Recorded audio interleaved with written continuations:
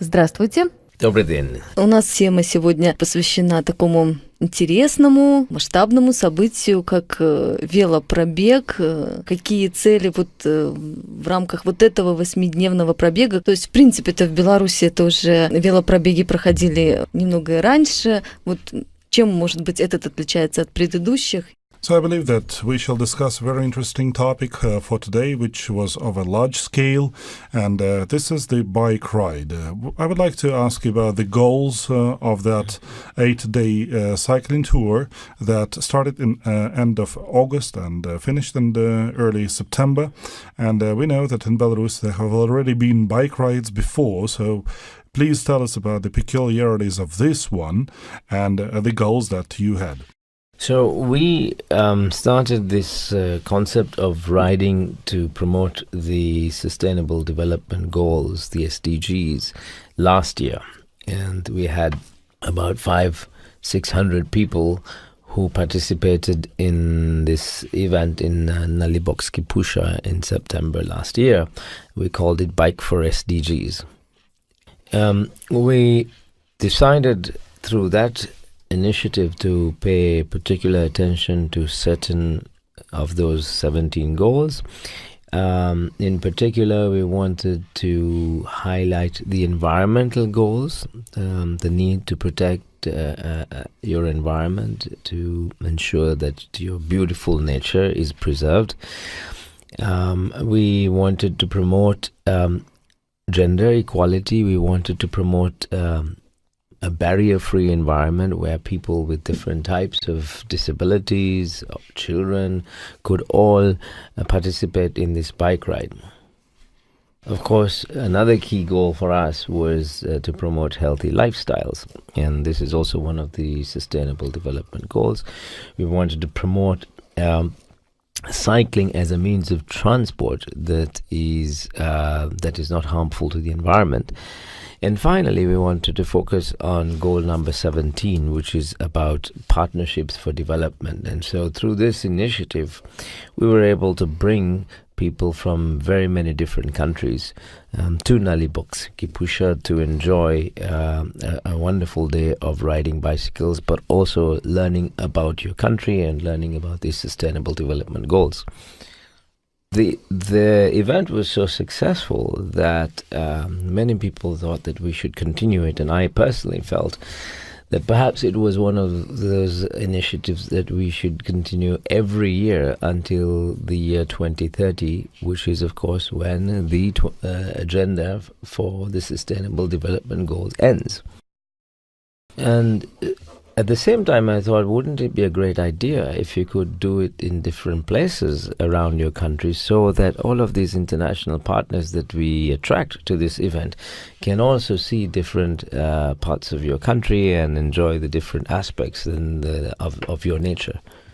So this year, we agreed with the governor of Grodno that we would do it in this beautiful area around the Off-Gustav Canal, and that we would combine this Bike for SDGs second year in a row with the existing Off-Gustav Canal festival, which also happens every year in September. So this year again we had about, I think, 500 or so people from more than 20 countries participating in this one-day bike ride on the 26th of August.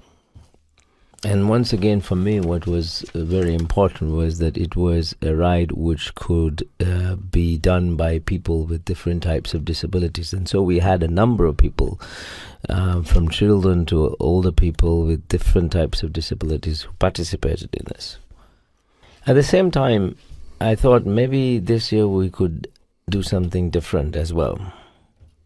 I think you know, Elena, that I have been someone for, in the 5 years that I've been in Belarus, tried very hard to support your country in promoting and respecting and fulfilling the rights of people with different types of disabilities. And I'm very happy that the country signed and then last year ratified the Convention on the Rights of People with Disabilities.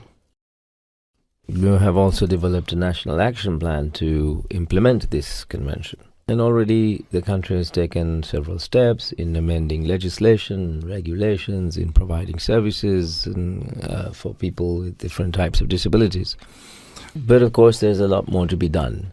And in particular, I think there's quite a lot to be done in terms of trying to help people who don't have disabilities to understand those who do have disabilities, and to fight those stereotypes and stigma and fear that many people in Belarus and around the world still have with respect to people with disabilities. And this is especially challenging when it comes to people with mental disabilities or mental illness. People are afraid and really don't know how to deal with people who have mental disabilities or mental illness, and so they just prefer not to notice them at all. And so I thought that, we would make use of this Bike for SDGs event, annual event, as a starting point to ride through the oblasts of Grodno and Minsk, from Grodno city to come to Minsk, over an 8-day period, covering more than 400 kilometers, because we didn't come through M6. We took all these back roads and forest roads and village roads.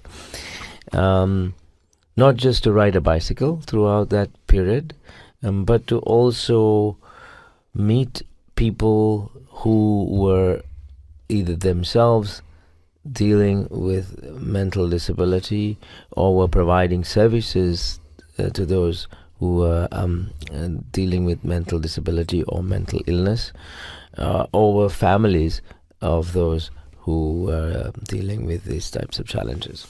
So more than 400 people at different times rode this during these 8 days. I and a few other of my colleagues rode pretty much the entire distance. There were people with different types of disabilities who rode quite a lot of that distance, and my good friend Sasha Abdevich, who is in a wheelchair, actually did the entire distance with me. We had elderly people, children. The youngest was actually 1.5 years old. And we had ambassadors, mayors of cities, people from 7 or 8 different countries, riding from Grodno to Navaruda, from Navaruda to Skidale to Shuchin. We went to Lida. From Lida, we went to Ashmiani, Smorgon. We also then went to Evia to Volozhin to Zaslav, and then to Minsk last Sunday. We visited many homes. We were invited to speak with families who had people living with different types of mental disabilities. I was very moved by the hospitality and the sincerity with which they welcomed us. I was extremely saddened at times by some of the problems and challenges that they were dealing with. And I was inspired and encouraged often by how many of them had found ways to overcome those incredibly difficult challenges. I met people and talked with people, played with people who had Down syndrome, autism, cerebral palsy, epilepsy, imbecility, schizophrenia, people who are bipolar, so many different types of ailments. But one of the things that we all notice was, no matter what kind of mental disability people are facing, if you would take the time and have the patience to understand them, they all had beautiful minds. And that's why we call this initiative over this 8-day period Mind Over Matter, because what we feel is that no matter what your body might be like, if we focus on our minds, if we understand each other's minds, we will actually create a better world for all of us.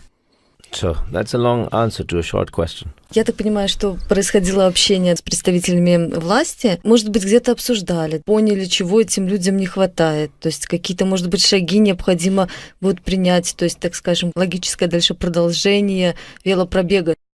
So, as I understand, you've met people, you've spoken to people, and as I understand, you've also you have been speaking to the people from the government. And I'm wondering whether this bike ride is not abandoned, because it should have logical continuation for this subject not to be abandoned, but to be followed up by some additional efforts and measures aimed at these people. Absolutely. So one of the things that, of course, will come out of this, we hope, and not we hope, we plan, is that, the individual cases that we have had an opportunity to see and hear about and experience, there are some very specific responses that can be made.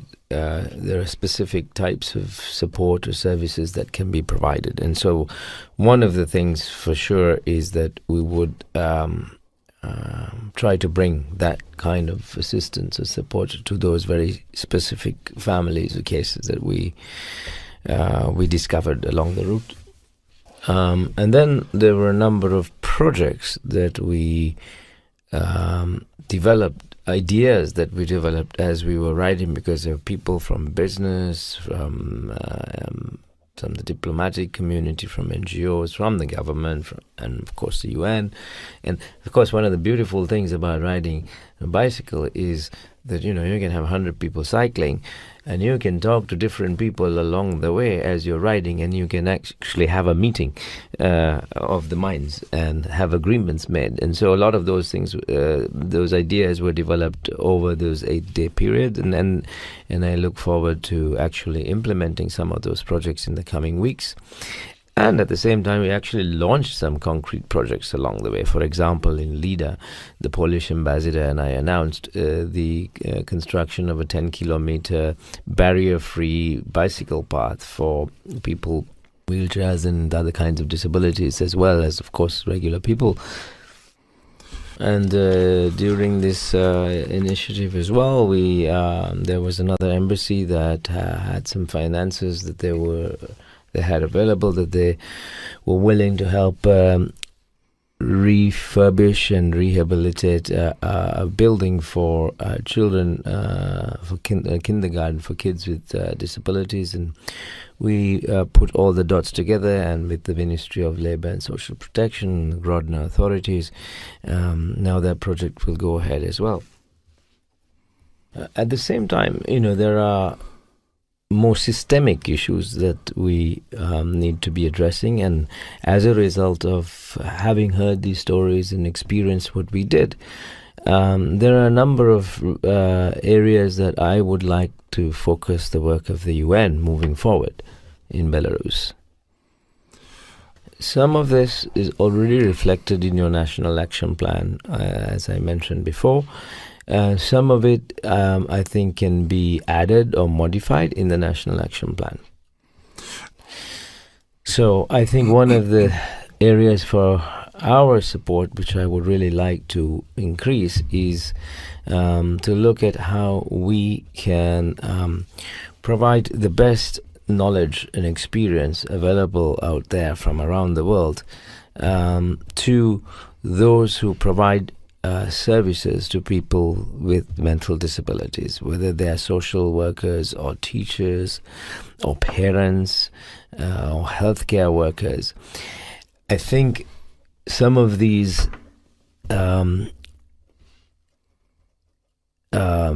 mental disabilities we're only discovering now how to actually respond to them, how to diagnose them first of all, and then how to respond. And even in Western countries, it doesn't always exist. So we need to be able to find the best knowledge and experience with respect to very specific types of mental disabilities, and try to bring it here to Belarus so that the people who are working in this sector actually have the tools. Because I think, from the most part, what I saw was that they have the commitment and the passion and the determination, but they don't always have the tools. And for this we have to work very closely with 3 ministries at least, because the Ministry of Health takes care of those kids who have disabilities of this kind until the age of 3. Then it's the Ministry of Education, and after 18 it's the Ministry of Labour and Social Protection. So we need to, of course, make sure there's better coordination between these 3 ministries, but also that we as an international community are able to provide support through these ministries and the institutions that they're responsible for individuals from the first day onwards, right through their entire lives. Then I think that we need to work on some of the legislation. We've done quite a lot. You have done this in Belarus, but there are still some laws that need to be changed or modified in order to really truly make it barrier-free. And so right now I am working with the Presidential Administration, the Minister of Justice, and other legal institutions, along with the European Union and other countries like Germany, UK, to develop a comprehensive rule of law and access to justice program. And this is going to be one key area that we will focus on, is to ensure that the laws of this country are completely compliant with the Convention on the Rights of People with Disabilities and creates a barrier-free environment, especially with respect to people with mental disabilities, but of course not only. Thirdly, I think there is a very serious challenge when it comes to dealing with people who have certain types of disabilities, mental disabilities in particular, after the age of 18. So there appears to be a fairly good program of support for kids, at least until the 9th year. But then especially after the age of 18, for in some towns, we found it's quite challenging, and families send these kids to the correctional center, which is there, in practically every district, but they don't necessarily the correctional centers are good places, good people working there, and when these kids go there, they feel much better. But I think that if we can find, in some cases, clearly not all, a way for these young people to be employed in some form or the other, they would have more meaningful, fulfilling lives than simply going to the correctional center for 2-3 hours to make some handicraft and go back home. And we have some success stories, not a lot, but we do have some success stories in Belarus where people with Down syndrome or autism or cerebral palsy have been employed. And so this is why it was also important to have CEOs of companies riding along with us, because I think it's not just the government. In this case, we've got to work very closely with the private sector. And finally, I think the media, can do a lot more to enlighten people, to dismantle the stereotypes and erase the fears that other people who don't have disabilities still have in this country. And so I am very keen to, first of all, we are working with the Ministry of Information to develop some sort of a information strategy on how to report on the issues of disability generally, including mental disability. But also I'm very keen to work directly with journalists like you, to to train others, especially those in the different regions, to join this collective cause of creating a barrier-free society by fighting the stigma that is attached to mental disability and mental illness. So you can see, riding a bicycle was the easy part. Now the real work begins, right? Все-таки возвращаясь к целям устойчивого развития, можно говорить о том, что вот этот велопробег, он преследовал, ну, как минимум, я так понимаю, наверное, 2, а может даже и больше, то есть, наверное, о равных возможностях, и в то же время мы не забываем все-таки, что это был велосипед, это 8 дней. Сколько же сэкономили-то выбросов в окружающую среду, сколько не выбросили. And I would like to get back to the agenda of the SDGs, because you had that biking tour, and I believe that you followed at least 2 goals. First of all, you created equal opportunities for all, and second, you have been biking for 8 days, which means that you considerably reduced pollution of the air. And I reduced a lot of weight too. No, you're absolutely right. It was certainly for me, the main focus was on inclusion and creating a more equal society. We also wanted to focus on sustainable tourism, and we wanted to focus on how we can promote healthier lifestyles, especially in some of these smaller towns. Because there are challenges around alcoholism, around the lack of a proper diet or exercise, and aging communities. So, yes, there were multiple sustainable development goals that we were promoting and focusing on during this long bike ride. And so, one of the things we did was to visit the peatlands in near Navagruda, where the UNDP has had a project for some time to re-wet the peatlands, to protect your peatlands, amongst other things, to protect the biodiversity of such wetlands, to prevent fires, which are very hazardous and historically have been very damaging to the environment of your country, to reduce CO2 emissions, because when peat is extracted and it becomes dry, these wetlands cease to have the capacity to absorb carbon dioxide like they used to.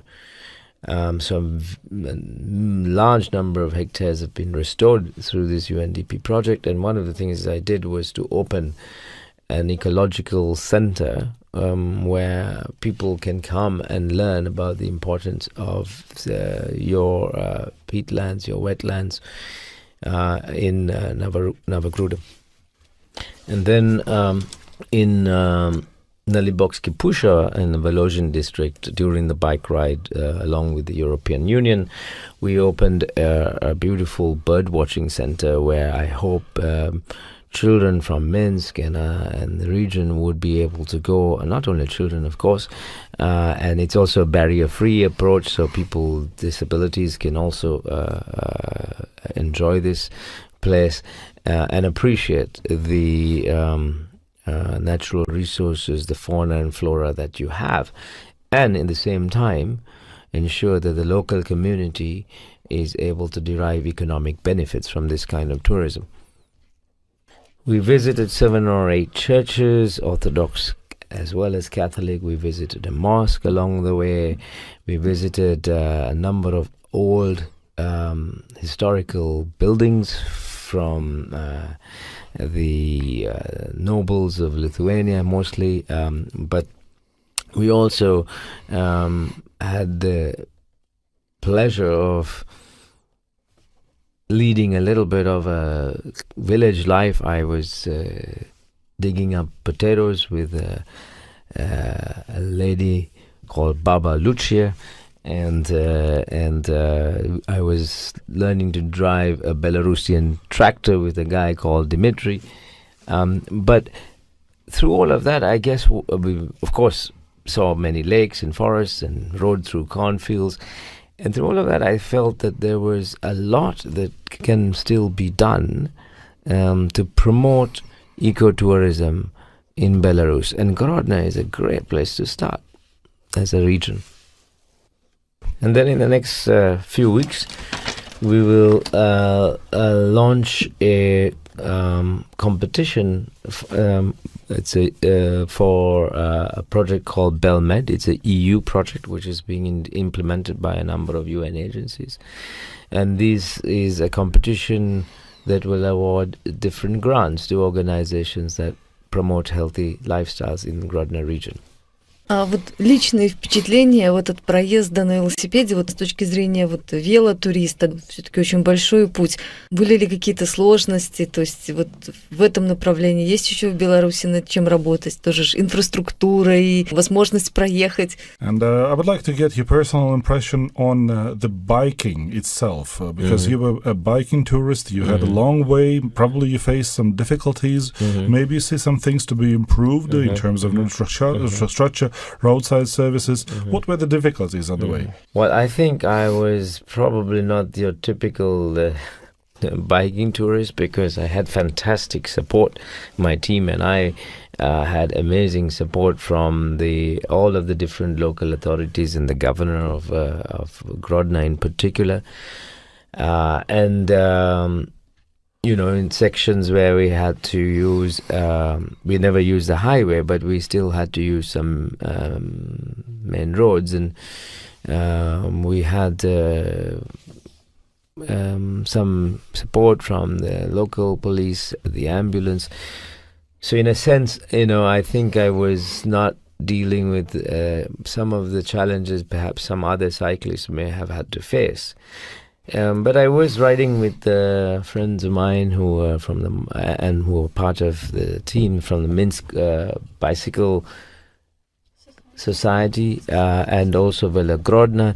And we've in fact had even a couple of cyclists who biked all the way from Germany to join this 8-day tour. And so, of course, as regular cyclists, I was discussing with them what can be improved. I think one of the things, first of all, is we have to have better information. We have to have information about routes, about the surfaces, about places to see and things to do, and spots where there are certain types of accommodation or cafes. And if we can have these kinds of information in one place, so anybody who is interested in being a cycling tourist can go on the internet and say, all right, I want to go from the Polish border to Minsk on a bicycle. What are my options through Brest or through Grodno? And what is there to see? What is the support I can get? So information is very important. And secondly, I think it's important to have bicycle lanes. Part of our ride was on the Eurovela road, and that's a route in Minsk Oblast, a route that's been mapped out by cyclists. But I think if you could do this for other routes across the country, where if there are sections where you have to take a regular road, then you actually create a bike path as well for the sake of safety. Thirdly, I think there's more we can do with some of these farmsteads. There are a lot of them, and seriously, I think it doesn't take very much to upgrade them a bit, to help them develop some skills, maybe some marketing strategies, and of course, I think we need to also work on language so that people are able to communicate with tourists in English primarily, but perhaps also Polish and German. But certainly, I think Belarus has a lot it can offer if it gets some of these things right. And finally, this 5-day visa-free regime in Grodno is really showing very, very positive results. I've looked at the numbers with the governor and others, and the Minister of Sports and Tourism was riding a bicycle with me as well on the first day of Gustav Canal. And I'm very glad. I understand that period is going to be extended possibly to 10 days very soon. And if that is the case, then that means that people who come will want to go beyond Grodno city and perhaps explore Grodno Oblast, or maybe even going to the Brest Oblast. And that means, I think, that we've got to be able to find ways to invest in restoring some of your historical sites, because I found some beautiful old buildings which really desperately need some renovation, reconstruction. And sometimes, local communities, with the help of local authorities, were able to patch it up.